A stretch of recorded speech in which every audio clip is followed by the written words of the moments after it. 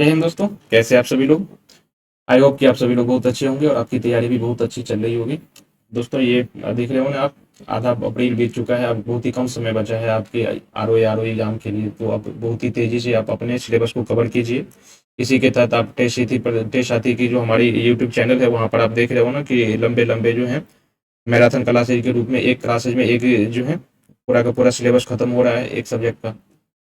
फिलहाल हम लोग जो है करंट अफेयर्स पढ़ रहे हैं। करंट अफेयर्स के तहत हमने अभी तक जो है जुलाई 2025 से लेकर के जुलाई 2024 से लेकर के हमने दिसंबर 2024 तक का देखा था। उसके बाद जनवरी, फरवरी और हमारा अभी मार्च चल रहा था। हमने इस समय इससे पहले बजट जो है 2025 का हमने वो भी देखा था। हमने थ्योरी वाला जो है पोर्शन हमने मैगजीन का वो भी कराया था। एक 4 घंटे की सेशन थी, आप यूट्यूब चैनल पर देख सकते हो वहां पर जाके। और हमारा जो है उसी के अगला कड़ी था मार्च 2025 का, एमसीक्यू वे में कराया गया था। हमने इसका पार्ट 1 लिया था, डे 1 वाला। उसमें हमने कुल 60 क्वेश्चन किया था। आप लोगों को याद होगा यदि आप लोगों ने किया है तो 60 एमसीक्यू किए थे, है ना। यदि वो क्लास नहीं किया है आपने तो वो भी क्लास कर लीजिए। और आज के सेशन में फिर से हम जो है 65 एमसीक्यू लेके आया हूँ आपके समक्ष, ठीक है ना। तो कुल मिला के टोटल 125 एमसीक्यू हो जाएंगे। ये आपके लिए काफी पर्याप्त हो जाएगा दोस्तों। आपने थ्योरी की क्लास भी की है ना हमारे यहाँ, और ये हमारा जो है एमसीक्यू वाला पोर्शन है। तो ये डे 2 है और इसमें हम आज टोटल जो है 65 एमसीक्यू करने वाले हैं। करंट अफेयर्स के जो बेहतरीन एमसीक्यू है वो आपके लिए सिलेक्ट करके लाया हूँ। अलग अलग जो है चैनल, हमारे वेबसाइट वगैरह, सरकारी वेबसाइट, वहाँ से उठा के लाया हूँ। आप लोग बने रहिए, अगले 1 डेढ़ घंटे तक हम लोग जो है करंट अफेयर्स पढ़ने वाले हैं। कुल मिला के 65, तो हमने 60 तक पिछले सेशन में कर लिया था। और उससे आगे बढ़ते हुए 61 से लेकर के 125 तक का जो है एमसीक्यू आज के सेशन में करने वाले हैं। हमारा पहला जो है क्वेश्चन है कुर्स्क क्षेत्र। ये अभी हाल ही में चर्चा में रहा था किसी कारण से, आप लोगों ने न्यूज चैनल पर देखा होगा, समाचार पत्रों में। तो कह रहा है कि कुर्स्क क्षेत्र जो हाल ही में समाचार में रहा था, ये किस देश में स्थित है। पहला ऑप्शन है चाइना, इजराइल, भारत, रूस। किस क्षेत्र में ये स्थित है। चीन, इजराइल, भारत, रूस। ये कुछ क्षेत्र अभी हाल ही में किसी कारण से ये समाचारों में रहा था। तो ये किस क्षेत्र में स्थित है। तो ये रसिया में स्थित एक क्षेत्र है। ये रसिया में स्थित है, ठीक है, याद रहेगा आप लोगों को। रसिया में स्थित एक क्षेत्र है जो किसी कारण से पिछले कुछ दिनों से समाचारों में रहा था, ठीक है। अब हम जरा इसकी एक्सप्लेनेशन देख लेते हैं। ये जो कुर्स्क क्षेत्र है ये रसिया का पश्चिमी क्षेत्र में स्थित है। रसिया के पश्चिमी क्षेत्र में स्थित है जो कि यूक्रेन सीमा पर स्थित है। इसे black earth of the region भी कहा जाता है, क्योंकि यहाँ पर काली मिट्टी पाई जाती है और ये काली मिट्टी जो है काफी उपजाऊ है, जो गेहूं की खेती के लिए जो है प्रसिद्ध होती है। तो इसीलिए ब्लैक सॉयल या फिर ब्लैक अर्थ भी कहा जाता है। ये काफी उपजाऊ होती है गेहूं की खेती। अब इसलिए चर्चा में आया था। क्यों? तो चर्चा में अभी हाल ही में इसलिए आया था कि यूक्रेनी सेना ने जो है यहाँ पर कुछ क्षेत्रों पर कब्जा कर लिया था। फिर बाद में आप देख रहे हो ना, ये रूस और यूक्रेन का जो युद्ध चल रहा था ये उसी का परिणाम है, ठीक है। तो पहले यूक्रेन ने कब्जा कर लिया था, बाद में फिर इसे क्या किया था, रूस ने पुनः इसे प्राप्त करने के लिए एक बड़े सैन्य अभियान की शुरुआत की थी। इसीलिए ये जो है काफी चर्चे में आया था। अब कह रहा है कि ये कुर्स्क क्षेत्र जो है राजनीतिक रूप से काफी महत्वपूर्ण है, क्योंकि ये मॉस्को से, रूस की जो राजधानी है मॉस्को, यहाँ से केवल 450 किलोमीटर की दूरी है। यदि यहाँ पर यूक्रेन इसे कब्जे में ले लेता और अपनी सैन्य गतिविधियां चलाता तो कहीं ना कहीं आप जानते हो ना कि रशिया के लिए खतरा उत्पन्न हो जाता। तो इसी कारण से ये पिछले दिनों काफी समाचार में रहा था। और जब समाचारों में रहा तो ये क्षेत्र हमारे लिए जो है करंट अफेयर्स का टॉपिक बन गया, इंटरनेशनल करंट अफेयर्स का। हमारा अगला जो क्वेश्चन है, अभी हाल ही में नो स्मोकिंग डे मनाया गया था। अब आपको जानना है कि ये किस तिथि को मनाया गया था, इसका थीम क्या था इस साल का, है ना।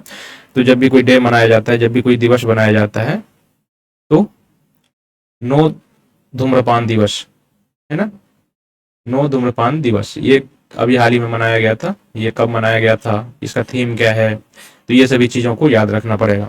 साथ ही इसमें से कुछ, जब भी कोई दिवस याद करना होता है तो उसमें कुछ इंपॉर्टेंट और भी फैक्ट हो सकते हैं, जैसे कि ये कब से शुरू किया गया है, इसे किसी इंटरनेशनल ऑर्गेनाइजेशन के द्वारा शुरू किया है तो वो भी आपको याद रखना है ना।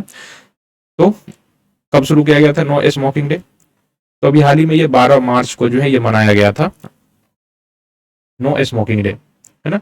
अब जरा इसकी डिटेल देख लीजिए। ये जो है हर साल जो है मार्च के दूसरे बुधवार को मनाया जाता है।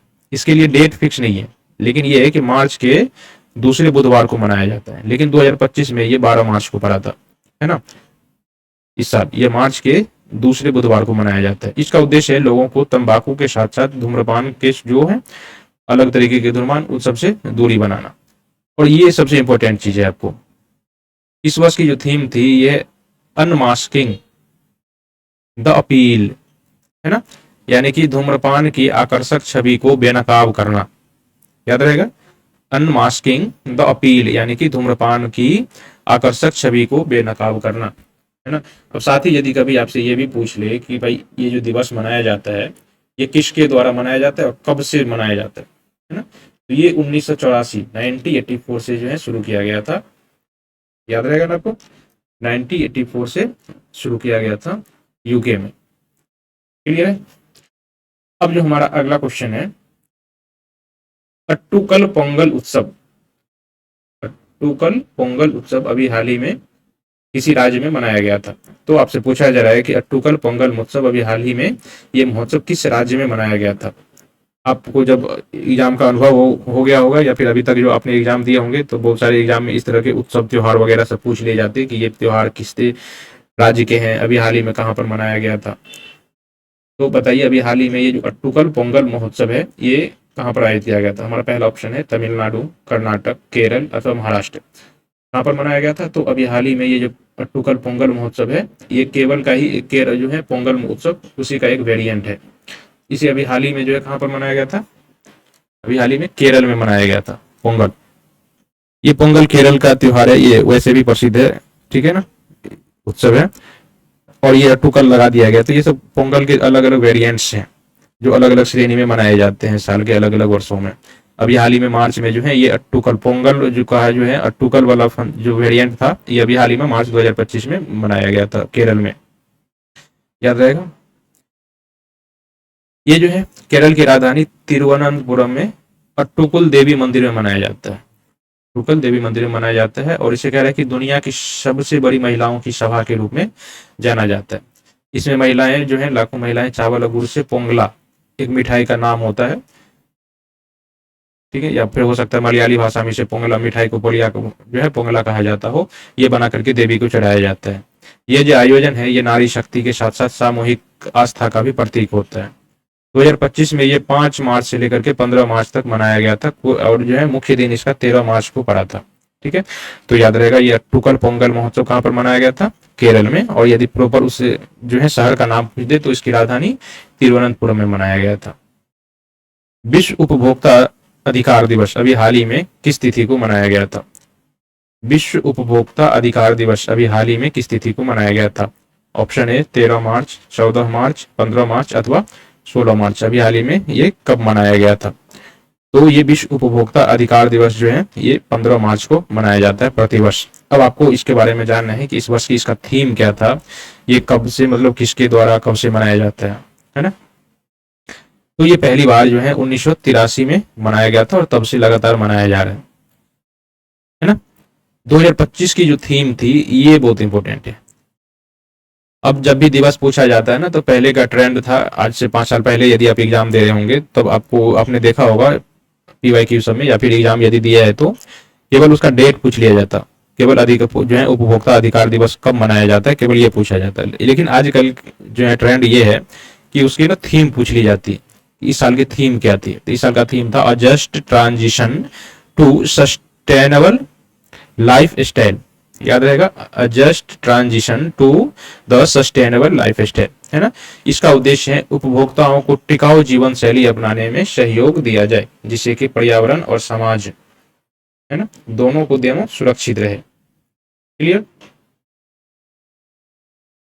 अगला है हमारा, अभी हाल ही में रायसीना डायलॉग 2025 का आयोजन किया गया था। मार्च 2025 में अभी हाल ही में भारत सरकार ने रायसीना डायलॉग 2025 का आयोजन किया था। अब आपसे पूछा जा रहा है कि इस डायलॉग का थीम क्या था। पहला है option A global stability and security, future of diplomacy and trade, Kaal Chakra, people, peace and planet, strategic alliance in 21st century. सवाल समझ में आ गया। रायसीना डायलॉग 2025 है ना, इसकी थीम पूछा जा रहा है। तो इस साल का थीम जो था ये काल Chakra, people, peace and planet, ये रायसीना डायलॉग का जो है इस वर्ष का विषय था, इस वर्ष का थीम था। जरा इसके बारे में थोड़ा विशेष चीज देख लीजिए, ये तो आपको थीम याद रहेगा। दूसरा है ये रायसीना डायलॉग है क्या? तो रायसीना डायलॉग भारत का एक जियो पॉलिटिकल और जियो इकोनॉमिक सम्मेलन है जो हर वर्ष नई दिल्ली में ही आयोजित किया जाता है। ठीक, 2025 में इस सम्मेलन में 18 देशों के विदेश मंत्री, साथ ही न्यूजीलैंड के प्रधानमंत्री इसमें भाग लिया था। ये जो रायसीना डायलॉग है, इसका जो आयोजन है ये ORF यानी कि ऑब्जर्वर रिसर्च फाउंडेशन तथा भारत के विदेश मंत्रालय द्वारा दोनों को सम्मिलित रूप से आयोजन किया जाता है। और इस वर्ष का थीम तो हमने बता ही दिया है कि कालचक्र है। कालचक्र यानी कि जो मानव मूल्य, शांति और पृथ्वी के संरक्षण पर ध्यान केंद्रित है। तो ये हमारा था रायसीना डायलॉग। हमारा 66 क्वेश्चन जो है, किस देश के प्रधानमंत्री 2025 के रायसीना डायलॉग के मुख्य अतिथि थे? अभी जो हमने रायसीना डायलॉग के बारे में बातचीत की थी, अब उसके बारे में पूछ रहा है कि रायसीना डायलॉग के चीफ गेस्ट कौन से थे?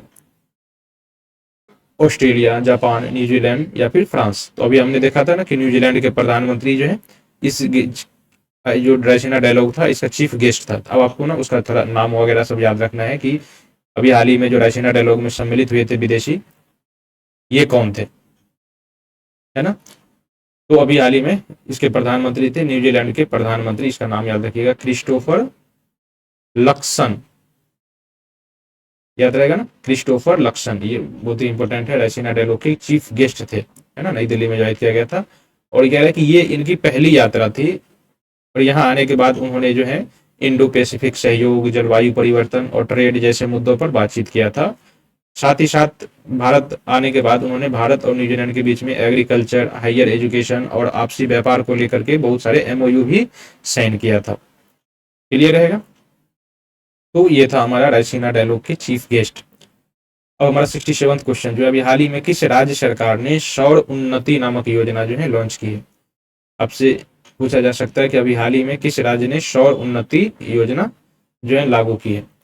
महाराष्ट्र सरकार, उत्तर प्रदेश सरकार, राजस्थान सरकार या फिर गुजरात सरकार ने? तो अभी हाल ही में है राजस्थान सरकार ने ये सौर उन्नति योजना, याद रहेगा, किस राज्य ने शुरू की थी सौर उन्नति योजना?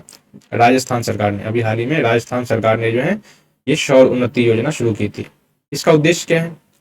इसका उद्देश्य है ग्रामीण क्षेत्र के किसानों के साथ साथ इसके जो बेनिफिशियरी है उसको याद रखिएगा, ग्रामीण क्षेत्र के किसानों और छोटे उद्यमियों को सौर ऊर्जा तंत्र जो है, सौर ऊर्जा संयंत्र स्थापित करने के लिए इसके तहत वित्तीय सहायता और अनुदान प्रदान किया जाता है। याद रहेगा? यह योजना राज्य के रीइन्यूएबल एनर्जी मिशन 2030 का हिस्सा है। इसके तहत राजस्थान का उत्पादन मुख्य क्या है, उद्देश्य है कि हरित ऊर्जा उत्पादन में अग्रणी राज्य बनना। याद रहेगा? सौर उन्नति योजना राज्य सरकार किसके द्वारा? राजस्थान सरकार के द्वारा अभी हाल ही में शुरू की गई है। अभी हाल ही में वीमेन 20 W20 अथवा वीमेन 20 सम्मेलन का आयोजन किया गया था। वैसे तो इस प्रश्न में केवल इसका ये पूछा गया है कि इसके चीफ गेस्ट कौन है, लेकिन आप इसका ना चीफ गेस्ट कौन है ये तो याद रखना ही है। साथ ही ये भी याद रखना है कि ये सम्मेलन कहाँ पर आयोजित किया गया था, है ना? चीफ गेस्ट के साथ साथ ये सम्मेलन कहाँ पर आयोजित किया गया था, तो ये भी याद रखना है। तो ये वीमेन 20 सम्मेलन जो है अभी हाल ही में इसकी अध्यक्षता संध्या पुरोहित ने की थी। डॉक्टर संध्या पुरोहित ने इस सम्मेलन की अध्यक्षता की थी। अब इसके बारे में थोड़ा डिटेल जान लीजिए कि ये सम्मेलन कब आयोजित किया गया था, कहाँ आयोजित किया गया था। तो अभी हाल ही में ये सम्मेलन मार्च 2025 में आयोजित किया गया था। ये बात तो आपको याद रहेगी, है ना? ये है क्या वीमेन 20? ये है क्या? तो ये G20 की एक आधिकारिक संगोष्ठी है जो कि महिला सशक्तिकरण पर ध्यान केंद्रित करती है। इस सम्मेलन की अध्यक्षता संध्या पुरोहित ने की थी, जो कि एक शिक्षाविद हैं और सामाजिक कार्यकर्ता भी हैं। उनके नेतृत्व में महिला उद्यमिता, डिजिटल समावेशन के साथ साथ लैंगिक समानता पर जो है कई सारे सत्र का आयोजन किया गया था। भारत ने इस मंच का उपयोग जो है महिलाओं के नीति निर्माण में शामिल करने के लिए भी किया गया था। ठीक है, देखिए ये संध्या पुरोहित की अध्यक्षता में किया गया था, इसका मतलब है ये सम्मेलन भारत में ही आयोजित किया गया था। ठीक है, और भारत में आयोजित किया गया था मतलब राजधानी में ही आयोजित किया गया था। तो ये कहाँ पर आयोजित किया गया था? नई दिल्ली में। कब आयोजित किया गया था? मार्च 2025 में। किसने इसका उद्घाटन किया था या फिर चीफ गेस्ट? तो संध्या पुरोहित इसके चीफ गेस्ट थे। ये है क्या? तो G20 की एक आधिकारिक संगोष्ठी है जो कि महिला सशक्तिकरण पर ध्यान केंद्रित करती है, याद रहेगा। अगला है हमारा, अभी हाल ही में नाथुला दर्रा, ये किसी न किसी कारण से समाचार पत्रों में चर्चित रहा था। अब आपसे पूछ रहा है कि ये किस राज्य में स्थित है नाथुला दर्रा, है ना, किस राज्य में स्थित है? सिक्किम, अरुणाचल प्रदेश, मणिपुर अथवा लद्दाख? ये सिक्किम में स्थित है नाथुला दर्रा। ज्योग्राफी आप लोगों ने बहुत पढ़ा होगा, अभी एग्जाम तो आपके करीब है ना, सब कुछ आप लोगों ने पढ़ के ध्यान रखा होगा। बस ये याद रखना कि अभी हाल ही में ये चर्चा में क्यों था। नाथुला दर्रा कहाँ पर स्थित है? तो सिक्किम के जो पूर्वी भाग है ना, ये यहाँ पर स्थित है, भारत के चीन सीमा पर स्थित है, ठीक है।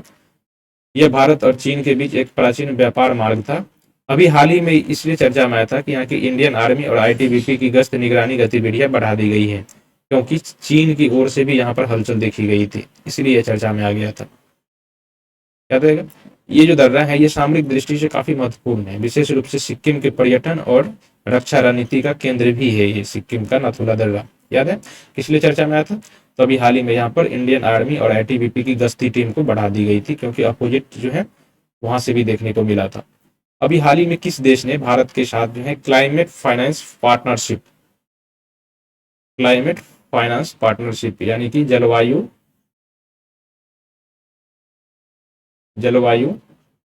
वित्त साझेदारी, अभी हाल ही में जलवायु वित्त साझेदारी भारत ने किसके सहयोग से शुरू की है? US के सहयोग से, जापान के सहयोग से, फ्रांस अथवा UAE के सहयोग से? अभी हाल ही में भारत ने UAE के साथ, है ना, UAE के साथ जो है भारत ने क्लाइमेट फाइनेंस पार्टनरशिप की शुरुआत की थी। जरा इसकी व्याख्या देख लीजिए। ये दोनों जो है मार्च 2025 में ही शुरू किया गया था। भारत और UAE ने जो है मार्च 2025 में ही क्लाइमेट फाइनेंस पार्टनरशिप की शुरुआत की थी। इसका जो उद्देश्य है, ये दोनों देश में ग्रीन एनर्जी परियोजनाओं में निवेश प्रोत्साहन को बढ़ावा देना, टेक्नोलॉजी को साझा करना और वित्तीय संस्थाओं को उससे जोड़ना भी इसका उद्देश्य है। ये दोनों देशों का जो समझौता है, पार्टनरशिप, ये संयुक्त राष्ट्र के सतत विकास लक्ष्यों के साथ साथ जो है जलवायु कार्रवाई को मजबूती करने के लिए कह रहा है कि एक मील का पत्थर भी साबित है। UAE पहले से ही भारत में सबसे बड़ा सौर ऊर्जा में निवेशक है, यानी कि भारत में जितने सारी सौर परियोजनाएं जो है स्थापित हो रही है उसमें UAE पहले से ही भाग ले रहा है। अब एक बार फिर से इसमें इस क्लाइमेट फाइनेंस पार्टनरशिप के सहयोग द्वारा जो है इसमें फिर से अपनी रुचि दिखाई है UAE ने। अभी हाल ही में किस मंत्रालय ने डिजिटल फसल सर्वेक्षण प्रणाली शुरू की है? अभी हाल ही में किस मंत्रालय ने डिजिटल फसल सर्वेक्षण प्रणाली DCS प्रणाली को शुरू किया है? इलेक्ट्रॉनिक्स और सूचना प्रौद्योगिकी मंत्रालय, पर्यावरण वन और जलवायु परिवर्तन मंत्रालय, कृषि और किसान कल्याण मंत्रालय, ग्रामीण विकास मंत्रालय, है ना। तो किसने शुरू किया अभी हाल ही में? कृषि और किसान कल्याण मंत्रालय अभी हाल ही में डिजिटल फसल सर्वेक्षण प्रणाली DCS प्रणाली अभी हाल ही में कृषि और किसान कल्याण मंत्रालय द्वारा शुरू किया गया है। इसके द्वारा रियल टाइम पर जो है फसल डेटा को एकत्रित किया जाएगा और साथ ही डिजिटल फसल सर्वेक्षण प्रणाली जो है बेहतर बनाया जाएगा। इसमें कह रहा है कि एग्री स्टैक को digital personal data protection act 2023 के तहत विकसित किया गया था, जो कि किसानों की गोपनीय डेटा को सुरक्षित भी करती है। किसानों का डेटा केवल सहमति से ही एकत्रित कर लिया जाएगा, ये इसका जो है इसका प्रावधान है, तो ये भी आप याद रखिएगा। तो ये था अभी हाल ही में किसके द्वारा शुरू किया गया था? कृषि और किसान कल्याण मंत्रालय के द्वारा, याद रहेगा। अभी हाल ही में एक युद्धाभ्यास का आयोजन किया गया था, सैन्याभ्यास प्रचंड प्रहार, सैन्य जो है युद्धाभ्यास प्रचंड प्रहार का आयोजन किया गया था। आपसे पूछा जा रहा है कि इसका आयोजन कहाँ पर किया गया था?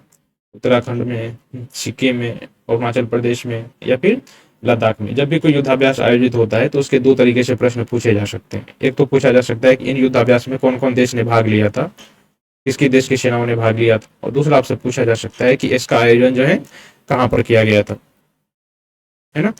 तो अभी हाल ही में इसका आयोजन कहाँ पर किया गया था? अरुणाचल प्रदेश में। प्रचंड प्रहार नामक युद्धाभ्यास जो है इसका आयोजन कहाँ पर किया गया था? अरुणाचल प्रदेश में किया गया था, है ना। और कह रहे कि ये भारतीय सेना का, भारत का त्रिसेवा, यानी कि भारत की जो तीनों सेना है, थल सेना, जल सेना और वायु सेना, है ना, थल जल और वायु सेना, तो इन्हीं तीनों सेना का था, इसमें किसी दूसरे देश के जो है सेना ने भाग नहीं लिया था, हमारे अपने तीनों सेनाओं ने भाग लिया था और अरुणाचल प्रदेश में स्त्री सेवा युद्धाभ्यास का जो है आयोजन किया गया था अभी हाल ही में। तेजस लाइट कॉम्बैट एयरक्राफ्ट अभी हाल ही में जो है मार्क 1 किस संगठन द्वारा विकसित किया गया है? इसरो के द्वारा, HAL के द्वारा, DRDO के द्वारा या BEL के द्वारा, है ना। आप लोग सुन रहे हो कि ये तेजस काफी दिनों से नाम सुन रहे हैं, तो ये फिर अभी क्यों पूछा जा रहा है? दोस्तों तेजस के ना बहुत सारे वेरिएंट बनाए जा रहे हैं, उस पर अलग अलग मिसाइल लाद के जो है उसे प्रैक्टिस की जा रही है कि कौन जो तेजस का कौन सा वेरिएंट है, किस मिसाइल को ले जाने में सक्षम है, किस मिसाइल को ले जाने में सक्षम नहीं है, तो इसी चीज की प्रैक्टिस की जाती रही है बार बार इसका। और जब भी ये कोई नया परीक्षण होता है तो फिर ये समाचार में आ जाता है, तो आपको जानना जरूरी हो जाता है कि इसका विकास जो है मूल तेजस ओरिजिनल इसका विकास किसने किया था, इसरो के द्वारा, HAL के द्वारा या फिर DRDO या फिर BEL के द्वारा। तो अभी हाल ही में जो है HAL हिंदुस्तान एरोनॉटिक्स लिमिटेड के द्वारा जो है इसका डेवलपमेंट किया गया था, इसका विकास किया गया था तेजस का, याद रहेगी आपको। अभी हाल ही में इस जो है LCA तेजस मार्क 1 के लिए इस HAL ने इसका ये इंजन विकास किया है, F404 IN20 जेट इंजन। तो आपसे दो तरीके से पूछा जा सकता है, या जैसे तो हमने इसे जोड़ा वैसे, या फिर ये चीज दे सकता है आपको कि ये F404 IN20 क्या है ना। तो ये एक तेजस जेट इंजन का एक क्या है, इंजन है एक, जिसे अभी हाल ही में हिंदुस्तान एरोनॉटिक्स लिमिटेड द्वारा जो है विकसित किया गया था। इसका पहला इंजन आप देख रहे हो ना, ये मार्च में ही भेजा गया था। ठीक, अगला हमारा भी हाल ही में किस राज्य सरकार ने सरकारी दस्तावेजों तक आसान पहुंच के लिए जो है AI संचालित चैटबॉट सारथी लॉन्च किया है। सारथी नामक चैटबॉट जो है, जो कि AI संचालित है, अभी हाल ही में किस राज्य सरकार के द्वारा लॉन्च किया गया है? हरियाणा, राजस्थान, गुजरात या फिर उड़ीसा सरकार द्वारा। अभी हाल ही में किसके द्वारा लॉन्च किया गया है ये? तो हरियाणा सरकार के द्वारा। सारथी नामक जो है चैटबॉट अभी किसके द्वारा लॉन्च की गई है? हरियाणा सरकार द्वारा। हरियाणा के मुख्यमंत्री कौन है? नायाब सिंह सैनी, है ना। अभी हाल ही में इसने डिजिटल गवर्नेंस प्रयासों को बढ़ावा देने के लिए क्या किया है? याद रहेगा, ये इसकी कुछ चैटबॉट की विशेषताएं हैं, आपको जरूरी लगे तो पढ़ लीजिएगा एक बार। Clear. Global astrometric interferometer for astrophysics GAIA किस अंतरिक्ष एजेंसी द्वारा लॉन्च किया गया है? देखिए, अब इसको पूछने का क्या तरीका हो सकता है आपसे ना, सीधे केवल ये पूछा जा सकता है कि ये GAIA क्या है, इसका फुल फॉर्म क्या है, या फिर जैसा हमने पूछा कि ये GAIA गैया इसे कहा जाता है ना, हिंदी में इसे ऐसे ही कहा जाता है। तो ये गैया किसके द्वारा, किस अंतरिक्ष एजेंसी के द्वारा अभी हाल ही में लॉन्च किया गया है? इसरो के द्वारा या फिर ESA के द्वारा या फिर चाइनीज अंतरिक्ष एजेंसी के द्वारा या फिर जापानी अंतरिक्ष एजेंसी के द्वारा? पहले तो इसका नाम याद रखिएगा, बहुत ही ज्यादा जरूरी है। Global astrometric interferometer for astrophysics GAIA, है ना। अभी हाल ही में इसे जो है किसके द्वारा छोड़ा गया है? ESA यूरोपीय अंतरिक्ष एजेंसी के द्वारा जो है ये गैया नामक इसको छोड़ा गया, लॉन्च किया गया। ठीक, इसे जो है कब छोड़ा गया था? 27 मार्च 2025 को। इसका ना एग्जैक्ट डेट याद रखिएगा, ये ज्यादा जरूरी है। ये गैया एक वेधशाला थी जिसे अभी हाल ही में बंद कर देने के कारण जो है ये चर्चा में आया था। इसे 2013 में, ये डेट भी लॉन्च करिएगा, इसे अंतरिक्ष एजेंसी, यूरोप की अंतरिक्ष एजेंसी ESA जो है इसके द्वारा 2013 में लॉन्च किया गया था, लेकिन इसका अपना उद्देश्य पूरा हो गया तो इसे 27 मार्च को बंद कर दिया गया था। इसका उद्देश्य है आकाश गंगा का सबसे सटीक 3D मानचित्र बनाना था। मूल रूप से इसका नाम global astrometric interferometer astrophysics GAIA रखा गया था, बाद में इसे सिंप्लीफाइड करके गैया कर दिया गया था। इसे बिना किसी बाधा के देखने के लिए पृथ्वी से 1.5 मिलियन दूरी पर स्थित लैग्रेंज पॉइंट 2 पर रखा गया था। याद है, तो ये सारी विशेषताएं बहुत ही हॉट टॉपिक है इस साल का। ठीक है, तो जो लोग इस साल की तैयारी में मतलब एग्जाम दे रहे हैं RO या PPCS की, आप इस टॉपिक को बढ़िया से कर लीजिएगा और सारे डायमेंशन को कवर कीजिएगा। इसे कब शुरू किया गया था, कब बंद कर दिया गया, किसके द्वारा छोड़ा गया था, इसके उद्देश्य क्या थे, है ना, इसका फुल फॉर्म क्या था, तो ये सभी चीजों को बढ़िया से देख लीजिएगा। अभी हाल ही में लुईस ग्लेशियर जो अपनी तेजी से पिघलने के कारण चर्चित रहा था, ये कहाँ पर स्थित है? यहाँ पर पूछ रहा है पर्वत का नाम, किस पर्वत पर स्थित है। आपसे देश का नाम भी पूछा जा सकता है, ये किस देश में स्थित है अभी हाल ही में। ये माउंट एवरेस्ट पर, माउंट एल्ब्रूस, किलिमंजारो अथवा केनिया। तो लुइस ग्लेशियर ये कहाँ पर स्थित है अभी हाल ही में, ये चर्चा में रहा था, ये माउंट केनिया पर्वत पर स्थित है लुइस ग्लेशियर। ये जलवायु परिवर्तन के कारण कह रहा है कि अफ्रीका का दूसरा सबसे ऊंचा पर्वत है माउंट केनिया। तो इस तरह से आपने एक और चीज याद कर लिया कि दक्षिण अफ्रीका का जो है, अफ्रीका का दूसरा सबसे ऊंचा माउंट पर्वत जो होता है ये माउंट केनिया ही था, जो काफी तेजी से पिघल रहा है। इसी पर स्थित था लुइस ग्लेशियर, जो कभी बर्फ का एक बहुत बड़ा पिंड हुआ करता था, जो अब सिकुड़ गया है, और कह रहा है कि 2030 तक ये गायब भी हो जाएगा। याद रहेगा, माउंट केनिया एक विलुप्त स्ट्रेटो वोल्केनो है और किलिमंजारो के बाद अफ्रीका का दूसरा सबसे ऊंचा पर्वत भी है। तो अब पूरे अफ्रीका का सबसे ऊंचा पर्वत जो है किलिमंजारो है, लेकिन ये दूसरे नंबर पर है। याद रहेगा, इतने सारे आपने जीके भी देख लिए इसमें। क्लियर। अभी हाल ही में ग्रीन डिपॉजिट योजना, अभी हाल ही में ग्रीन डिपॉजिट योजना जो कि पर्यावरण अनुकूल परियोजनाओं को वित्तीय समर्थन प्रदान करती है, इस परियोजना को किस बैंक द्वारा शुरू किया गया है? HDFC बैंक द्वारा, SBI द्वारा, ICICI बैंक द्वारा, फिर एक्सिस बैंक द्वारा। ग्रीन डिपॉजिट योजना अभी हाल ही में किस बैंक के द्वारा शुरू किया गया है? तो अभी हाल ही में ये ICICI बैंक के द्वारा जो है ग्रीन डिपॉजिट योजना है ना शुरू की गई है ICICI बैंक के द्वारा। ये जो है ये पर्यावरणीय स्थिरता को बढ़ावा देती है। इसके अंतर्गत जमा राशि का उपयोग जो है ग्रीन परियोजनाओं में, जैसे कि क्लीन एनर्जी के लिए या फिर जल संरक्षण आदि में लगाया जाता है। ग्रीन परियोजनाओं में, हरित परियोजनाओं में इसका उपयोग किया जाता है। अभी हाल ही में कपड़ा मंत्रालय ने, भारत सरकार की जो कपड़ा मंत्रालय है, इसने राष्ट्रीय तकनीकी वस्त्र मिशन NTTM शुरू किया था। अभी हाल ही में ये वस्त्र तकनीकी मिशन या तकनीकी वस्त्र मिशन अभी हाल ही में किसी कारण से चर्चा में रहा था। ये योजना पुरानी योजना है, इसे पहले ही लॉन्च किया जा चुका था, लेकिन अभी हाल ही में ये चर्चा में आया था। इसीलिए आपके ना इसका बैकग्राउंड पूछा जा रहा है कि ये योजना शुरू कब की गई थी। याद रहेगा, तो ये जो है राष्ट्रीय तकनीकी वस्त्र मिशन, ये कपड़ा मंत्रालय द्वारा शुरू किया गया है और इसे 2020 में ही लॉन्च किया गया था, लेकिन ये किसी कारण से चर्चा में रहा था। तो अब ये भी देख लीजिए कि ये किस लिए चर्चा में आया था। अभी हाल ही में इस योजना ने अपना 5 वर्ष पूरा किया है, ठीक है ना, अपना 5 वर्ष पूरा कर लिया है, इसीलिए ये चर्चा में रहा था। इसका उद्देश्य क्या था? इस योजना का उद्देश्य था तकनीकी वस्त्रों में अनुसंधान, बाजार का विकास, उसके निर्यात और कौशल विकास को बढ़ावा देना।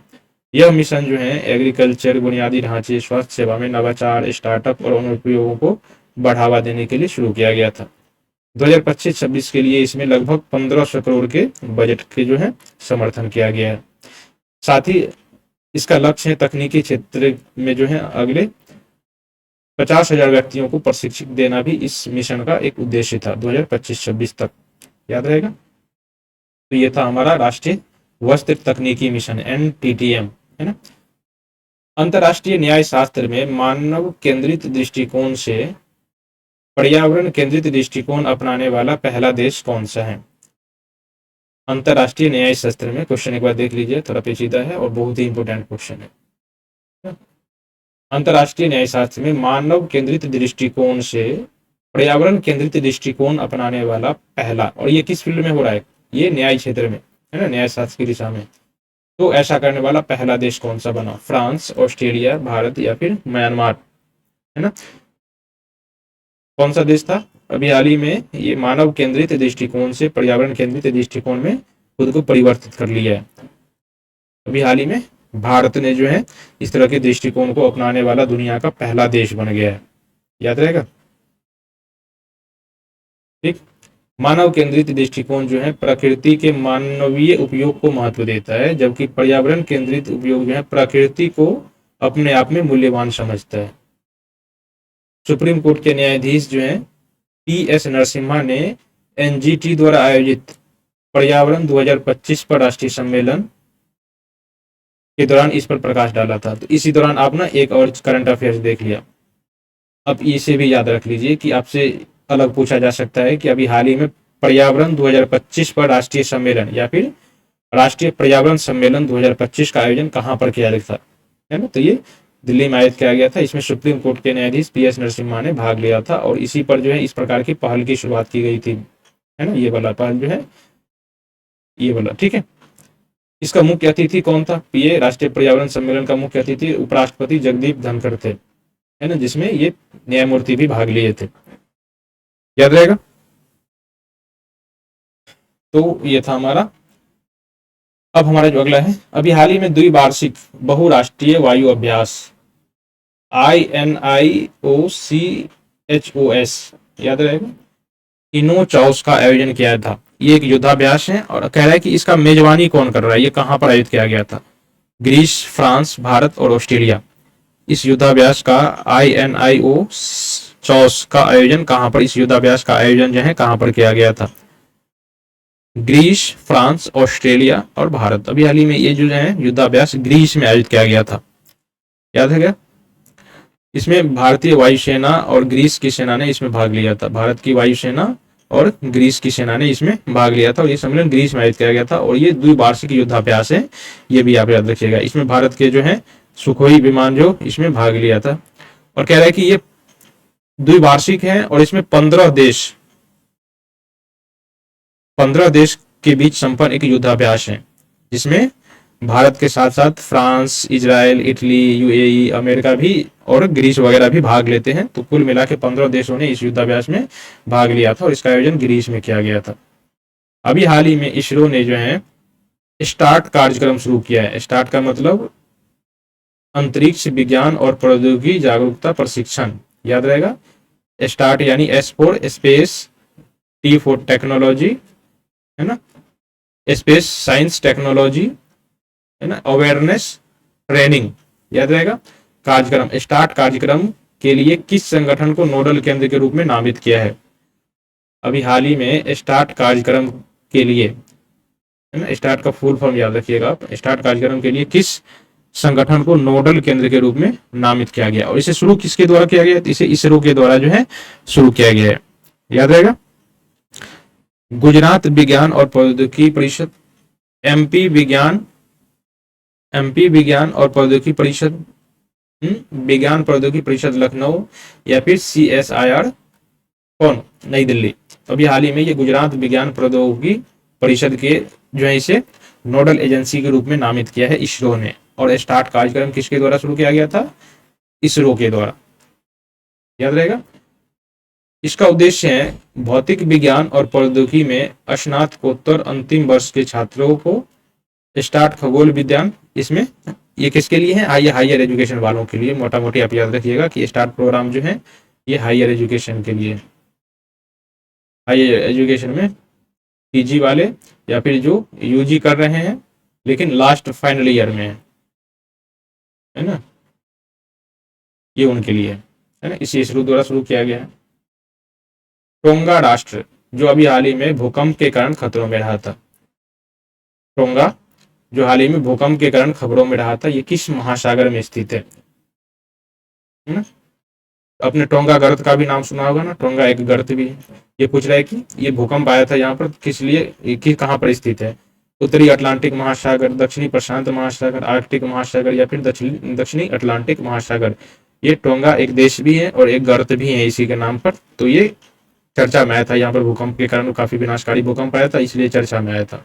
ये दक्षिणी प्रशांत महासागर में स्थित है, याद रहेगा, दक्षिणी प्रशांत महासागर। यहाँ पर जो है 7.1 इंटेंसिटी की भूकंप देखी गई थी, है ना।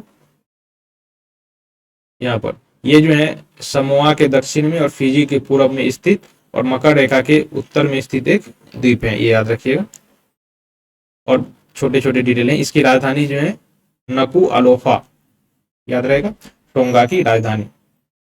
अगला हमारा भारत का पहला स्टॉक एक्सचेंज, भारत का पहला स्टॉक एक्सचेंज जिसने AI आधारित ट्रेडिंग प्लेटफॉर्म की शुरुआत की है ना। तो कह रहा है कि ये कौन सा ट्रेडिंग जो है प्लेटफॉर्म है, BSE, NSE, India international exchange या फिर MCX। अभी हाल ही में भारत का पहला स्टॉक एक्सचेंज जिसे AI आधारित ट्रेडिंग प्लेटफॉर्म के रूप में शुरू किया गया है, इसे किसके द्वारा जो है लॉन्च किया गया है, तो अभी हाल ही में NSE यानी नेशनल स्टॉक एक्सचेंज के द्वारा जो है भारत का पहला AI आधारित स्टॉक एक्सचेंज की शुरुआत की गई है NSE के द्वारा, याद रहेगा। मार्च 2025 में भारत सरकार द्वारा शुरू किया गया मिशन ऑपरेशन ब्रह्मा, है ना, ऑपरेशन ब्रह्मा, ये अभी चलाया गया था। आपसे पूछ रहा है कि इस ऑपरेशन का उद्देश्य क्या था।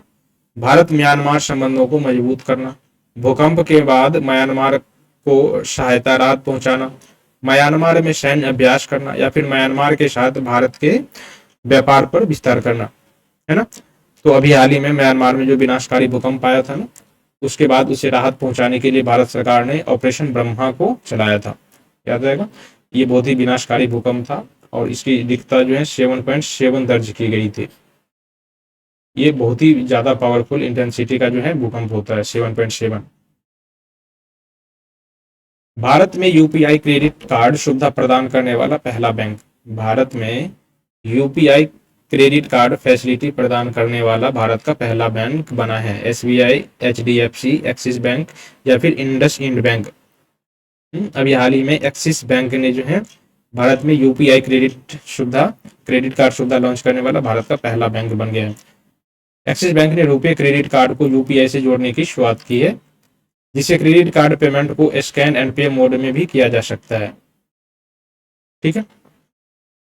भारत का पहला क्वांटम सुरक्षित टेलीकॉम नेटवर्क, भारत का पहला क्वांटम सुरक्षित टेलीकॉम नेटवर्क किस शहर में स्थापित किया गया है। मुंबई शहर, हैदराबाद, बेंगलोर या फिर दिल्ली। एक बार फिर से सुन लीजिएगा, भारत का पहला क्वांटम सुरक्षित टेलीकॉम नेटवर्क भारत के किस शहर में शुरू किया गया है। अभी हाल ही में इसे दिल्ली में शुरू किया गया है, ठीक है। भारत सरकार ने दिल्ली में क्वांटम संचार जो है क्वांटम कम्युनिकेशन नेटवर्क का परीक्षण शुरू किया है, जिससे टेलीकॉम सुरक्षा का स्तर काफी यहाँ पर बढ़ गया है दिल्ली में, ठीक है। अमेरिका की किस कंपनी ने दुनिया का पहला 3D प्रिंटेड रॉकेट लॉन्च किया है। अमेरिका की किस कंपनी ने दुनिया का पहला 3D प्रिंटेड रॉकेट लॉन्च किया है। स्पेस एक्स ने, ब्लू ओरिजिन ने, रिलेटिविटी स्पेस ने या फिर बोइंग स्पेस ने, याद रहेगा। तो अभी हाल ही में अमेरिका की किस कंपनी ने दुनिया की पहली 3D प्रिंटेड रॉकेट जो है लॉन्च किया है। तो अभी हाल ही में रिलेटिविटी स्पेस नामक एक अमेरिकी कंपनी है जिन्होंने इसे लॉन्च किया है, याद रहेगा। इस कंपनी ने टेरॉन नामक, इसका नाम जो है टेरॉन है, ये 3D दुनिया का पहला 3D प्रिंटेड रॉकेट है ना। इसके 85% भाग को 3D प्रिंटर द्वारा बनाया गया है और इसे अभी हाल ही में से लॉन्च भी किया गया है। तो इसे अमेरिकी कंपनी रिलेटिविटी स्पेस के द्वारा जो है इसे लॉन्च किया गया है। भारत का पहला AI संचालित रोबोट वकील जो कानूनी सलाह देने में सक्षम है ना, इसका नाम क्या है। भारत का पहला AI संचालित एक रोबोट वकील बनाया गया है जो कानूनी सलाह देने में सक्षम है, इसका नाम क्या है। लीगल AI, लेक्सी, लॉबॉट या फिर न्यायक, क्या है भारत का पहला संचालित। अभी हाल ही में भारत में जो है लेक्सी नामक जो है ये वकील बनाया गया है, रोबोटिक वकील है ना, रोबोट वकील है ये, ठीक है। एक वर्चुअल लीगल असिस्टेंट है जो कि कानूनी दस्तावेजों का विश्लेषण कर सकता है, साथ में सलाह भी दे सकता है, इसलिए इसे वकील का नाम दिया गया। कह रहा है कि सब ये कह रहा है कि ये डिजिटल वकील है ना। भारत का पहला स्वदेशी रूप से विकसित हाइड्रोजन फ्यूल सेल फेरी अभी हाल ही में किस बंदरगाह शहर में लॉन्च की गई है। भारत का पहला स्वदेशी रूप से विकसित हाइड्रोजन फ्यूल सेल फेरी किस बंदरगाह शहर में लॉन्च की गई है। मुंबई में, कोच्चि में, विशाखापट्टनम में या फिर चेन्नई में। तो अभी हाल ही में जो है ये कोच्चि शहर में जो इसे हाइड्रोजन फ्यूल सेल आधारित फेरी जो है कोच्चि शहर में लॉन्च किया गया और इसे कोचिन शिपयार्ड लिमिटेड द्वारा जो है विकसित किया गया है। किसके द्वारा विकसित किया गया ये भी आपसे पूछा जा सकता है। तो ये भारत में हरित समुद्री परिवहन को बढ़ावा देने की दिशा में एक कदम है। गगनयान मिशन के तहत भारत कितने अंतरिक्ष यात्रियों को अंतरिक्ष में भेजने की योजना बना रहा है। इसके तहत 3 अंतरिक्ष यात्रियों को जो है गगन जो है भेजने की योजना बना रहा है सरकार, ठीक है। और इस योजना के तहत 3 अंतरिक्ष यात्रियों को पृथ्वी से 400 किलोमीटर की ऊंचाई पर भेजा जाएगा, पृथ्वी की कक्षा में भेजा जाएगा। वरुणास्त्र नामक एक टॉर्पीडो। आपसे तो एक ये पूछा जा सकता है कि अभी हाल ही में वो जो है ये वरुणास्त्र किस लिए चर्चा में आया था, वरुणास्त्र क्या है, कंफ्यूज करने के लिए आपको दे सकता है कि ये एक बैलिस्टिक मिसाइल है ना, या फिर आईसीबीएम है, आरबीएम है, कुछ भी दे सकता है। तो ये एक टॉर्पीडो है, ये आप याद रखिएगा, वरुणास्त्र जो है ये एक टॉर्पीडो है जिसे भारतीय नौसेना में शामिल किया गया है। अब आपसे पूछा जा रहा है कि इसका विकास किसने किया था, इसरो के द्वारा, डीआरडीओ के द्वारा, हिंदुस्तान शिपयार्ड के द्वारा, या फिर भेल के द्वारा, है ना। तो अभी हाल ही में जो है इसे वरुणास्त्र को किसके द्वारा विकसित किया गया, अभी हाल ही में डीआरडीओ के द्वारा। वरुणास्त्र को किसके द्वारा विकसित किया गया, डीआरडीओ के द्वारा। अभी हाल ही में इसे भारतीय नौसेना में जो है शामिल किया गया है, याद रहेगा। ये जो है वरुणास्त्र टॉर्पीडो, ये जो टॉर्पीडो है ये पनडुब्बियों के साथ साथ जलपोतों पर हमला करने में सक्षम है और इसकी मारक क्षमता जो है लगभग 40 किलोमीटर के आसपास है। कभी कभी ना इसकी मारक क्षमता के बारे में भी पूछ लिए जाते हैं कि इसकी मारक क्षमता कितनी है। ATP masters, ATP masters 1000 title जीतने वाला पहला भारतीय खिलाड़ी कौन सा है। एटीपी मास्टर्स 1000 टाइटल जीतने वाले पहले भारतीय टेनिस खिलाड़ी, लिएंडर पेस, महेश भूपति, यूकी बावड़ी, या फिर रोहन बोपन्ना। एटीपी मास्टर्स का खिताब जीतने वाले पहले भारतीय जो है अभी रोहन बोपन्ना जो है इस उपलब्धि को हासिल किया है ना। रोहन बोपन्ना ने 2023 में एटीपी मास्टर्स का खिताब जीता था और अभी हाल ही में ऐसा करके उसने, ये 2023 नहीं, इसने ऐसा करने वाला सबसे उम्रदराज जो है चैंपियनशिप खिलाड़ी भी बन गया, याद रहेगा। जेबीएम ऑटो ने भारत में कितनी इलेक्ट्रिक बसें प्रदान करने के लिए टीसीआई के साथ साझेदारी की है। जेबीएम ऑटो ने भारत में कितनी इलेक्ट्रिक बसें प्रदान करने के लिए टीसीआई के साथ साझेदारी की है।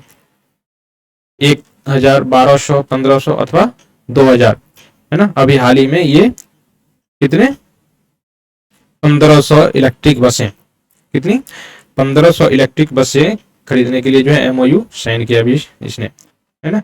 तो किस कंपनी ने, जेबीएम ऑटो ने टीसीआई के साथ इस प्रकार का सहयोग किया है, याद रहेगा। आरबीआई द्वारा भुगतान डिजिटलीकरण के लिए 2030 तक के लक्ष्य के तहत कौन सी योजना शुरू की है।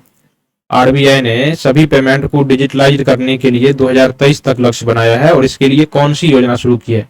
Digital India 2030, payment mission 2030, digital vision road map, या फिर डिजिटल भुगतान के लिए विजन 2030, है ना। अभी जो है आरबीआई ने भारत के सभी पेमेंट को डिजिटल करने के लिए क्या किया है, एक योजना लॉन्च की है। और कब तक इसके डिजिटल करने के लक्ष्य है, 2030 तक। तो आपसे इस योजना का नाम पूछा जा रहा है, डिजिटल भुगतान के लिए विजन 2023। आरबीआई ने इस इनिशिएटिव, इस योजना को लॉन्च किया है, याद रहेगा। यह पहल जो है वित्तीय समावेशन के साथ साथ सुरक्षित और निर्बाध डिजिटल लेन देन को बढ़ावा देने के लिए लॉन्च किया गया है। अभी हाल ही में 4000 करोड़ रुपए तक की पूंजी जुटाने के लिए, अभी हाल ही में 4000 करोड़ तक का जो है पूंजी जुटाने के लिए एक योजना लॉन्च की है। कह रहे हैं कि ये योजना किस हाउसिंग फाइनेंस कंपनी ने लॉन्च किया है। HDFC housing finance, LIC housing finance, SBI home loans, या फिर पीएनबी हाउसिंग के द्वारा। अभी हाल ही में 4000 करोड़ रुपए की पूंजी जुटाने के लिए ये जो है योजना किसने लॉन्च किया है। अभी हाल ही में ये एलआईसी हाउसिंग फाइनेंस कंपनी के द्वारा जो है ये पूंजी जुटाने की योजना लॉन्च की गई है, ठीक है। एलआईसी हाउसिंग फाइनेंस के द्वारा इसे लॉन्च किया गया। इंडियन ओवरसीज बैंक ने 2025 तक कितने मूल्य की ऋण बुक का लक्ष्य निर्धारित किया है। आज इंडियन ओवरसीज बैंक ने 2025 तक कितने मूल्य की ऋण बुक का लक्ष्य निर्धारित किया है। 50,000 करोड़, 75,000 करोड़, 1 लाख करोड़, या फिर 1.5 लाख करोड़ रुपए का। तो अभी हाल ही में इंडियन ओवरसीज बैंक ने 1 लाख करोड़ रुपए का लोन वितरित करने का जो है लक्ष्य रखा है और ये लोन जो है एमएसएमई सेक्टर को, एग्रीकल्चर सेक्टर को और खुदरा ऋण पर फोकस किया जाएगा, खुदरा क्षेत्र को ये लोन दिया जाएगा। अभी हाल ही में किस बैंक ने कार्बन फुटप्रिंट के ट्रैकिंग के लिए ग्रीन कार्ड लॉन्च किया है। अभी हाल ही में किस बैंक ने कार्बन फुटप्रिंट ट्रैकिंग के लिए जो है ग्रीन कार्ड लॉन्च किया है। एचडीएफसी बैंक ने, एसबीआई ने, बंधन बैंक ने, या फिर कोटक महिंद्रा बैंक ने।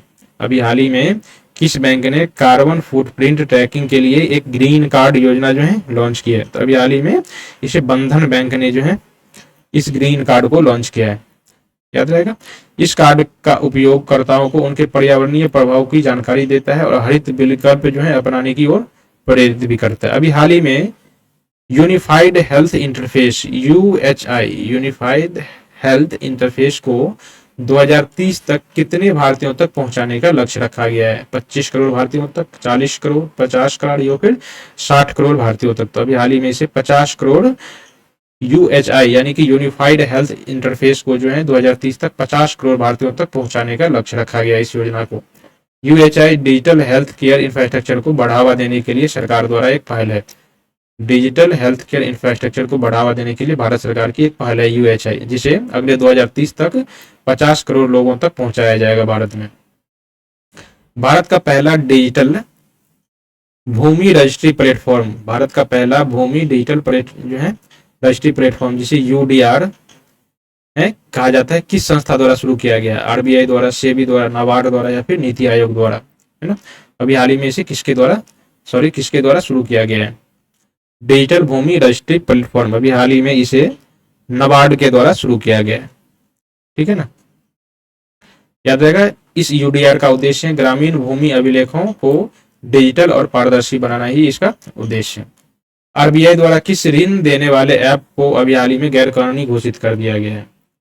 आरबीआई ने किस ऋण देने वाले ऐप को अभी हाल ही में गैर कानूनी घोषित कर दिया गया है? क्रेडिट बी को, आई क्रेडिट को, स्मार्ट लोन को या फिर कैशमेट नामक कंपनी को? तो अभी हाल ही में आई क्रेडिट नामक एक फिनटेक कंपनी है जो ऐप आधारित लोन देती है, इसे अभी हाल ही में गैर कानूनी घोषित कर दिया गया है, ठीक है। ये बिना पंजीकरण के थी और नियामकीय स्वीकृति पर के बिना ही कार्य कर रहा था, ठीक है। अभी हाल ही में भारत का जो है नया सीएजी नियुक्त किया गया है। भारत का नया CAG controller and auditor general जो है नियुक्त किया गया है। गिरीश चंद्र मुर्मू को, टीवी स्वामीनाथन को, के संजय मूर्ति को या फिर सुबोध कुमार झा को? अभी हाल ही में भारत का सीएजी किसे नियुक्त किया गया है? तो आपने देखा होगा अब न्यूज चर्चा में, अभी हाल ही में किसे नियुक्त किया गया है? के संजय मूर्ति को भारत का नया सीएजी नियुक्त किया गया है ना। के संजय मूर्ति को भारत का नया क्या नियुक्त किया गया? सीएजी। ये हिमाचल प्रदेश के कैडर के आईएएस अधिकारी हैं और वर्तमान में शिक्षा मंत्रालय में एक सेक्रेटरी थे। इससे पहले जो है गिरीश चंद्र मुर्मू जो है भारत के सीएजी थे। इसके हटने के बाद अब ये के संजय मूर्ति जो है इसके पद पर जो है पद ग्रहण किया है, ठीक है। भारत की पहली संभावित महिला सीजेआई, भारत की पहली महिला सीजेआई जो कि संभावित है कि अगले 2030 तक बन जाएगी, 2027 में बनेगी भारत की। तो कह रहा है कि कब बनेगी, तो मतलब कौन बनेगी? जस्टिस इंदु मल्होत्रा, जस्टिस वीवी नागरत्ना, जस्टिस हेमा कोहली या फिर जस्टिस वेला त्रिवेदी। यदि आप न्यूज में देखे होंगे तो जस्टिस वी नागरत्ना को सुप्रीम कोर्ट में जो है न्यायाधीश बनाया गया है और इससे संभावना लगाया जा रहा है कि 2027 तक जो है भारत की पहली महिला सीजेआई बनेगी, ठीक है। याद रहेगी।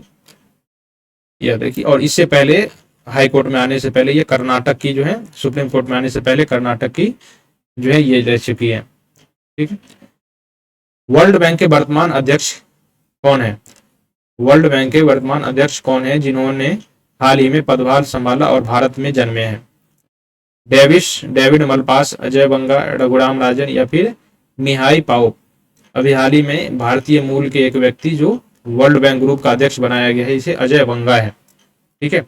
अजय बंगा को बनाया गया। इससे पहले वे मास्टर कार्ड के सीईओ थे, अब इसे वर्ल्ड बैंक ग्रुप का अध्यक्ष भी बनाया गया। इससे पहले डेविड मलपास थे, ठीक है।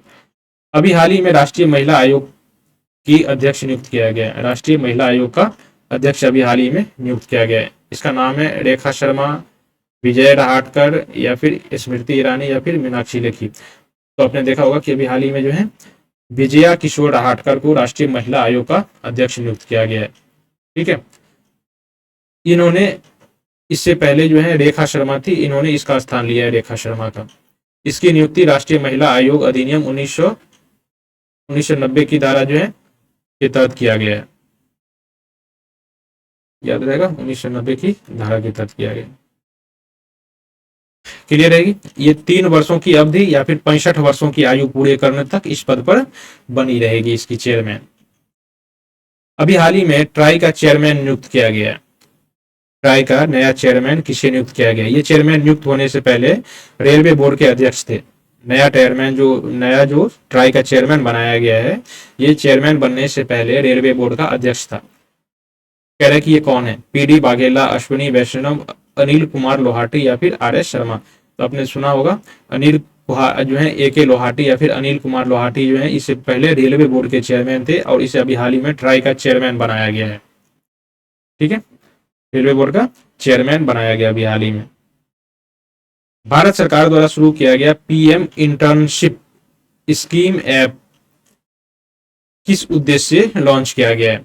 यूथ स्किल ट्रेनिंग का ट्रैक करना, रोजगार पोर्टल बनाना, इंटर्नशिप आवेदनों का प्रबंधन करना या फिर सरकारी नौकरियों का आकलन करना। इस ऐप का प्रयोग जो है यूथ, आप नाम से देख रहे हो ना, पीएम इंटर्नशिप स्कीम ऐप, तो नाम से ही लग रहा है कि इसे इंटर्नशिप देने के लिए इसे लॉन्च किया गया है। तो ये इंटर्नशिप आवेदनों के प्रबंधन के लिए इसे लॉन्च किया गया है, याद रहेगा। इस ऐप को वित्त मंत्री निर्मला सीतारमन द्वारा लॉन्च किया गया है। इसका उद्देश्य है युवाओं को इंटर्नशिप देना और उसके आवेदन प्रक्रिया को डिजिटल रूप से व्यवस्थित करना, है ना। भारत में पीपीपी मोड पर बनने वाला पहला हरित अपशिष्ट प्रसंस्करण संयंत्र, है ना, कहां पर स्थापित किया गया है? भारत में पीपीपी मॉडल पर बनने वाला भारत का पहला, है ना, हरित अपशिष्ट प्रसंस्करण संयंत्र कहां पर स्थापित किया गया है? भुवनेश्वर में, बिचौली हिप्सी इंदौर में, बड़ोदरा में या फिर अमृतसर में। तो अभी हाल ही में इस संयंत्र को जो है कहां पर स्थापित किया गया है? इंदौर शहर में। कहां पर? इसे अभी हाल ही में इंदौर शहर में स्थापित किया गया है। इसे इंदौर नगर निगम के द्वारा जो है इसे स्थापित किया गया है, याद रहेगा। हाल ही में भारत सरकार का नया फाइनेंस सेक्रेटरी किसे नियुक्त किया गया है? भारत सरकार का नया फाइनेंस सेक्रेटरी नियुक्त किया गया है टीवी सोमनाथन को, केवी सुब्रमण्यम को, अजय सेठ को अथवा आलोक कुमार को। तो अभी हाल ही में अजय सेठ को जो है भारत सरकार का नया फाइनेंस सेक्रेटरी नियुक्त किया गया है। ठीक है, अजय सेठ नए फाइनेंस सेक्रेटरी हैं। ये 1987 बैच के कर्नाटक कैडेट के आईएएस अधिकारी हैं। इन्होंने आईआईटी रुड़की से इंजीनियरिंग की है। तो इतना याद नहीं रखना, केवल आप ये याद रखिएगा कि अजय सेठ को नया फाइनेंस सेक्रेटरी जो है नियुक्त किया गया है। इस अंतरराष्ट्रीय संस्था के महासचिव माथियास कोरमैन है। तो आपसे तो सीधे या तो नाम दे सकता है ऐसे ही कि ये महासचिव जो है किस ऑर्गेनाइजेशन से संबंधित है, या फिर उल्टा पूछा जा सकता है कि आईएमएफ के महासचिव कौन है, डब्ल्यूटीओ के या फिर ओईसीडी के या फिर ओईडी के कौन है। तो ये जो है ओईसीडी के महासचिव है। ठीक है ना, ओईसीडी के महासचिव कौन है? माथियास कोरमैन, याद रहेगा। माथियास कोरमैन जो है ओईसीडी के महासचिव है। ओईसीडी यानी कि organization for economic cooperation and development. Clear. संशोधित राष्ट्रीय गोकुल मिशन का कुल परिव्यय क्या है, जिसका उद्देश्य है, किसका उद्देश्य? राष्ट्रीय गोकुल मिशन का उद्देश्य, इसका उद्देश्य है देसी नस्लों के संरक्षण के साथ साथ डेयरी का भी विकास करना। इसके लिए कितना परिव्यय किया गया? 1200 करोड़ रुपए, 2700 करोड़ रुपए, 3400 करोड़ रुपए या फिर 4800 करोड़ रुपए। तो अभी हाल ही में इसे जो है 3400 करोड़ रुपए के साथ, कुल परिव्यय के साथ इसे फिर से शुरू किया गया है। ठीक है, याद रहेगी। इसका उद्देश्य है गाय की नस्ल सुधार करना, पालन करना या फिर दुग्ध उत्पादन को बढ़ावा देना भी इसका उद्देश्य है। अंतर्राष्ट्रीय ओलंपिक कमेटी की पहली महिला अध्यक्ष के रूप में नियुक्त किया गया है। और कह रहे हैं कि ये जो अध्यक्ष है ये पहले तैराक भी रह चुकी है। इसका नाम क्या है? अंतर्राष्ट्रीय ओलंपिक कमेटी की पहली महिला अध्यक्ष नियुक्त किया गया अभी हाल ही में। Maria Sharapova, Serena Williams, Christie Coventry, Simona Biles, है ना। तो अभी हाल ही में क्रिस्टी कोवेंट्री को अंतर्राष्ट्रीय ओलंपिक कमेटी की पहली महिला चेयरमैन जो है नियुक्त किया गया है ना। और ये तैराक भी रह चुकी है और ये जिम्बाब्वे की रहने वाली है। तो ये भी आप याद रखिएगा, ये जिम्बाब्वे की रहने वाली है। महिला नेतृत्व वाले स्टार्टअप को निवेश प्राप्त करने में भारत का वैश्विक स्थान क्या है, जो अमेरिका के बाद आता है? तो अमेरिका पहले स्थान पर है। महिला स्टार्टअप वाले निवेश प्राप्त करने के मामले में अमेरिका पहले स्थान पर है और भारत को इसमें दूसरा स्थान दिया गया है, यानी कि 111 का डी आंसर हो जाएगा, है ना। एसबीआई की एक नई परियोजना है। एसबीआई की नई परियोजना वित्त इकाई का प्राथमिक उद्देश्य क्या है? Retail banking, agriculture loan, AI fintech और ई कॉमर्स स्टार्टअप, या फिर इंफ्रास्ट्रक्चर लोन। अभी हाल ही में एआई फिनटेक और ई कॉमर्स स्टार्टअप जो है एसबीआई की इस नई परियोजना वित्त का जो है उद्देश्य है, याद रहेगा। सामाजिक stock exchange, social stock exchange में निवेश की सेबी द्वारा तय की गई न्यूनतम सीमा क्या है जो सामाजिक संस्थाओं में पारदर्शिता को बढ़ावा देगी। अभी हाल ही में जैसे बॉम्बे स्टॉक जो है एक्सचेंज देखा होगा, नेशनल स्टॉक एक्सचेंज देखा होगा, ऐसे ही सोशल स्टॉक एक्सचेंज शुरू किया गया है। किसके द्वारा? इसे सेबी के द्वारा शुरू किया गया। और इसमें न्यूनतम निवेश की सीमा पूछ रही है कि न्यूनतम निवेश की सीमा कितनी है, 5,000 रुपये, 500 रुपये, 1,000 रुपये या फिर 10,000 रुपये। तो अभी हाल ही में इसे 1,000 रुपये की न्यूनतम निवेश सीमा के साथ जो है सामाजिक stock exchange, social stock exchange को शुरू किया गया है ना। और इसके लिए न्यूनतम सीमा 1,000 और शुरू किया गया है सेबी के द्वारा। भारत की सबसे अधिक विदेशी रेमिटेंस भेजने वाला देश निम्न में से कौन सा है? भारत को जो रेमिटेंस प्राप्त होता है ये सबसे ज्यादा किस देश से आता है? यूएई से, सिंगापुर से, अमेरिका से या फिर कतर से? भारत को सबसे ज्यादा रेमिटेंस कहां से प्राप्त होता है? अमेरिका से। भारत को जितने रेमिटेंस आते हैं दुनिया में सबसे ज्यादा रेमिटेंस जो है प्राप्त भारत ही करता है। और भारत को सबसे ज्यादा किस देश से प्राप्त होता है? तो अमेरिका को प्राप्त होता है। 2023-24 का आंकड़ा यदि देखूं तो 2023-24 में भारत को जो है सबसे ज्यादा अमेरिका से ही प्राप्त हुए थे। कुल रेमिटेंस का आधा से ज्यादा हिस्सा अमेरिका से, ब्रिटेन, कनाडा, सिंगापुर और ऑस्ट्रेलिया से आता है। ये केवल 4 देश मिलके 50% से ज्यादा। और अमेरिका से इसमें देख रहे हो ना, अकेले अमेरिका जो है 27-28% के बराबर है ना। टोटल रेमिटेंस में से 28% अकेले, यदि 100 रुपये आता है भारत को विदेशों से तो उसमें से 28 रुपये केवल अमेरिका से आता है भारत का। ठीक है, इसमें ब्रिटेन दूसरे स्थान पर है इस मामले में। फरवरी 2025 में भारत की थोक मूल्य सूचकांक WPI आधारित महंगाई दर कितनी थी? ये फरवरी का है लेकिन आपसे ये मार्च में आया था डेटा, इसलिए आपसे ये पूछा जा रहा है ना। फरवरी के थोक मूल्य सूचकांक आधारित जो है महंगाई दर कितना था? तो ये 2.38% था, याद रहेगा, 2.38% था। मार्च 2025 था। मार्च 2025 में भारत का कुल विदेशी मुद्रा भंडार कितना था? है ना, मार्च 2025 में भारत का ये जो है $654 बिलियन के करीब था, है ना। ये कभी जो था 2024 में आपने देखा था ये $700 बिलियन को पार कर गया था, लेकिन अभी जो है कम हो करके ये $654 बिलियन के करीब ये आकर अटक गया है यहाँ पर। ठीक है, $654 बिलियन मान सकते हो आप इसे। अभी हाल ही में म्यांमार के मांडले में यहाँ की इसका ये था ईपी सेंटर था भूकंप का। इसकी तीव्रता कहा जाता है कि इसका तीव्रता क्या था, ये काफी फेमस था तो आपको भी याद होगा। ये 7.7 रिक्टर का स्केल पर इसका तीव्रता था, जिसका केंद्र ईपी सेंटर था मांडले, म्यांमार का, है ना। प्राथमिक क्षेत्र ऋण मानदंडों में संशोधन के लिए हायर एजुकेशन के लिए अभी ऋण सीमा को बढ़ा दिया गया है। अब बढ़ा करके कितनी ऋण सीमा कर दी गई है हायर एजुकेशन के लिए? 10 लाख रुपए, 25 लाख, 15 लाख या फिर 20 लाख रुपए। तो अभी हाल ही में जो है इसे बढ़ा करके कितना कर दिया गया है? 25 लाख रुपए। बैंकों द्वारा पीएसएल ऋण दिया जाता है ना, प्रायोरिटी सेक्टर का ऋण जो है लोन दिया जाता है। उसी योजना के तहत हायर एजुकेशन के लिए ये लोन की सीमा को बढ़ा करके 25 लाख रुपए कर दी गई है। आपने पीएसएल योजना सुनी होगी, इकोनॉमिक्स का ये टॉपिक है पीएसएल, है ना। तो अभी इसे बढ़ा करके 25 लाख रुपए कर दिया गया हायर एजुकेशन के लिए। इस राज्य सरकार ने सरकारी दस्तावेजों तक आसान पहुंचने के लिए सारथी नामक चैटबॉट लॉन्च किया है। ये आपने ये सब रिपीट हो गया, ये हरियाणा ने शुरू किया था। ठीक है, ये हरियाणा सरकार द्वारा शुरू किया गया था। खेलो इंडिया पैरा गेम 2025 का दूसरा संस्करण अभी हाल ही में, इसमें कह रहा कि किस राज्य ने शीर्ष स्थान प्राप्त किया है?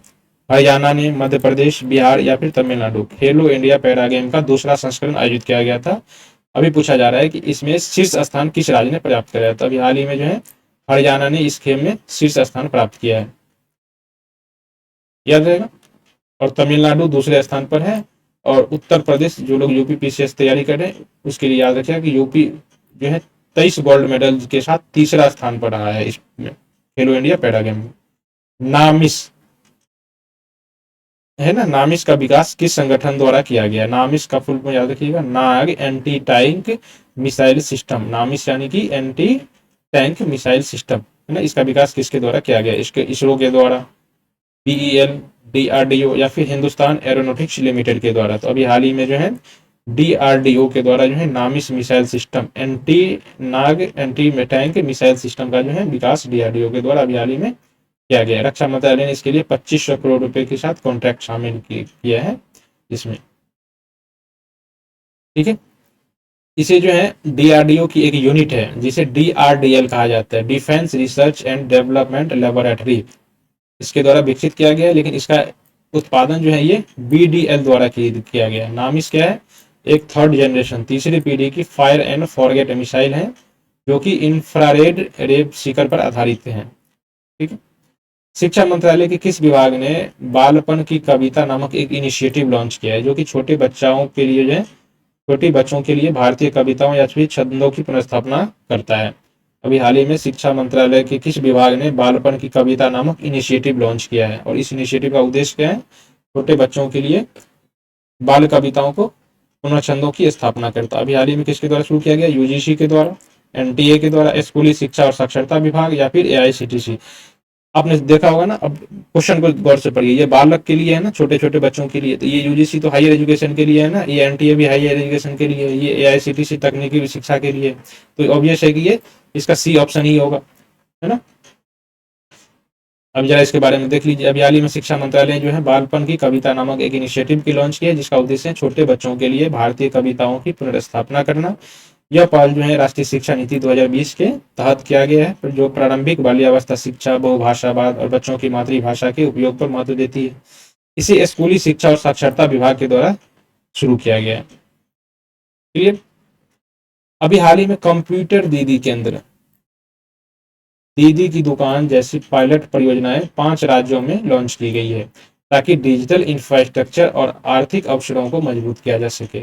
कह रहा है कि निम्न में से कौन सा राज्य इस केंद्र पायलट में ये योजना के लिए चुने गए 5 राज्यों में से शामिल नहीं है? केवल 5 राज्यों में चुना गया है। 2 योजनाएं, कंप्यूटर दीदी केंद्र और दीदी की दुकान नामक योजना, केवल 5 राज्य में शुरू किया गया। इस कह रहा है कि इस ये जो ऑप्शन है इसमें से ये 5 राज्य में से कौन सा राज्य नहीं है? आंध्र प्रदेश, झारखंड, मध्य प्रदेश या फिर उत्तर प्रदेश। तो ये योजना उत्तर प्रदेश में लागू नहीं की गई है, बाकी के जो ऊपर के 3 राज्य हैं उसमें ये योजना शुरू की गई है। ये योजना जो है 5 राज्य आप देख रहे हो ना, नीचे के जो 5 राज्य हैं इसके लिए शुरू किया गया है। आंध्र प्रदेश, झारखंड, मध्य प्रदेश, उड़ीसा और ये राजस्थान, इन 5 राज्यों के लिए ये योजना शुरू की गई है। कंप्यूटर दीदी केंद्र और दीदी की दुकान, ये भारत सरकार की योजना है। इसका उद्देश्य है ग्रामीण रोजगार को बढ़ावा देना, इंटरप्रेन्योरशिप को बढ़ावा देना, कौशल विकास को बढ़ावा देना। इसे ग्रामीण विकास मंत्रालय और यूनिसेफ युवा के साथ साथ सेल्फ हेल्प ग्रुप की सहायता से इसे शुरू किया गया और इसे 3 साल के लिए जो है इसे लॉन्च किया गया है। इसे ग्रामीण विकास मंत्रालय और यूनिसेफ युवा के सहयोग से किया जाएगा और इसका क्रियान्वयन किसके द्वारा किया जाएगा? सेल्फ हेल्प ग्रुप के द्वारा, ठीक है। तो दोस्तों आज जो है हम लोगों ने 65 क्वेश्चन देखे थे और इसके पिछले सेशन में हम लोगों ने 60 क्वेश्चन देखे थे। आज हमने 65 क्वेश्चन लगभग देखा है, कुल मिला के लगभग 125 MCQ हमने देख लिया है, ठीक है। इस तरह से हमारा मार्च 2025 का करंट अफेयर्स पूरा हो जाता है। अब इससे बाहर कुछ भी नहीं आएगा दोस्तों, आप इसे बार बार रिवीजन कर लें, बार बार वीडियो देख लें, इस तरह से आपका मार्च 2025 कवर हो जाएगा पूरा का पूरा। इससे आगे आप भरोसा रख सकते हो, इससे बाहर कुछ भी नहीं आने वाला। हम लोग जो है अब अगले सेशन में हम यूपी स्पेशल का मार्च देखेंगे और आप लोग अपने चैनल पर बने रहिएगा, यूट्यूब चैनल पर टेस्ट साथी पर, क्योंकि राकेश सर फिर से हम अब वर्ल्ड ज्योग्राफी वाला जो है सेशन लेके आने वाले हैं और उसके तुरंत बाद आपको जल्दी ही इन्वायरमेंट की जो है फुल लेंथ वीडियो देखने को मिलेगी। वहाँ पर ancient history, medieval history, modern history, ये सभी चीज़ें आपको एक एक वीडियो में संपूर्ण सिलेबस का जो है वहाँ पर मिलेगा देखने को। साथ ही मैं कहना चाहूँगा कि इससे रिलेटेड यदि आप PDF भी डाउनलोड करना चाहते हैं तो ये चीज़ भी आप PDF वहाँ से हमारे वेबसाइट से डाउनलोड कर सकते हैं। टेस्ट साथी की जो मोबाइल ऐप है आप उसे डाउनलोड करके PDF वहाँ से डाउनलोड कर सकते हैं। साथ ही ऐप पर बहुत सारे क्विज भी दिए गए हैं। अभी जो हम लोगों ने मॉक टेस्ट लगाया ना, ये वहाँ पर क्विज के फॉर्म में भी दी गई है, तो आप इसे वहाँ पर जाकर अटेम्प्ट कर सकते हैं। जुलाई 2024 से लेकर के अब तक के जितने सारे करंट अफेयर्स हैं यूपी स्पेशल के साथ साथ नेशनल और इंटरनेशनल लेवल के करंट अफेयर्स भी वहाँ पर MCQ वे में, क्विज के वे में रख दी गई है। साथ ही आप इसका PDF भी डाउनलोड कर सकते हैं। ठीक है दोस्तों, धन्यवाद सभी को और मिलते हैं अगले सेशन में।